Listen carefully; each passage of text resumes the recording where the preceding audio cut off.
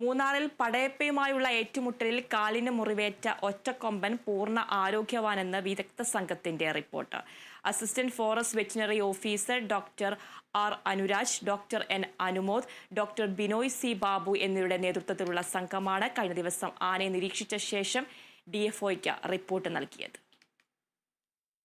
ഫെബ്രുവരി ആദ്യവാരമാണ് പടയപ്പയുമായുള്ള ഏറ്റുമുട്ടലിൽ ഒറ്റക്കൊമ്പന്റെ കാലിൽ ആഴത്തിൽ മുറിവേറ്റത്. വിദഗ്ധ സംഘം നടത്തിയ നിരീക്ഷണത്തിൽ ഒറ്റക്കൊമ്പന്റെ മുൻകാലിലെ മുറിവിന് 40 സെന്റിമീറ്റർ നീളവും 6 സെന്റിമീറ്റർ വീതിയുമുള്ളതായി കണ്ടെത്തി. മുറിവ് ഉണങ്ങിത്തുടങ്ങിയതായും ഭക്ഷണം കഴിക്കുന്നതിന് സഞ്ചരിക്കുന്നതിനും വിഷമതകളൊന്നുമില്ലെന്നും റിപ്പോർട്ടിലുണ്ട്. കാലിലെ മുറിവ് പൂർണ്ണമായി ഉണങ്ങുന്നതുവരെ ആനയെ നിരീക്ഷിക്കാൻ പെട്ടിമുടി RRT ടീമിനെ നിയോഗിച്ചിട്ടുണ്ട്.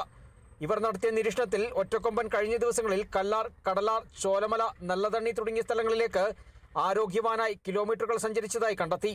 കാലിന് ഗുരുതരമായി പരിക്കേറ്റ ഒറ്റക്കൊമ്പനെ മയക്കുവെടി വെച്ച് പിടികൂടി സംരക്ഷണ കേന്ദ്രത്തിലെത്തിച്ച് വിദഗ്ധ ചികിത്സ നൽകണമെന്നാവശ്യപ്പെട്ട് മൃഗസ്നേഹികളുടെ സംഘടനയായ walking eye foundation four animal advocacy എന്ന സംഘടന ഒരാഴ്ച മുമ്പ് ഹൈക്കോടതിയെ സമീപിച്ചിരുന്നു.